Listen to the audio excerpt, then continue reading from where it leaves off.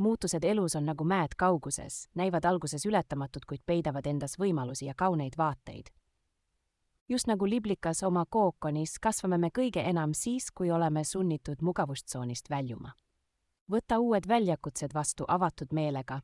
See, mis alguses tundub hirmutav, võib saada sinu suurimaks tugevuseks. Kui tuul puhub, siis mõned puud murduvad, teised aga õpivad painduma ja kasvavad veelgi tugevamaks. Iga teerist elus ei ole mitte ainult valik, vaid võimalus ennast uuesti määratleda ja avastada varjatud potentsiaali. Uute oskuste omandamine mis tahes vanuses on nagu uks, mis avab terveid maailmu, mida sa varem ei teadnud eksisteerivat. Muutus tähendab sageli seda, et astume edasi ilma täieliku pildita, usaldades, et tükid loksuvad aja jooksul paika. Elus ei ole tegu sellega, kuidas me väliseid sündmusi kontrollime, vaid kuidas me sisemiselt neile reageerime ja kohaneme.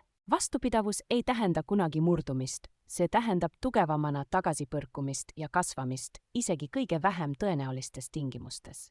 Meie kodud, suhted ja elud on pidevas muutumises. Õpi armastama mitte ainult lõpptulemust, vaid ka teekonda selle poole.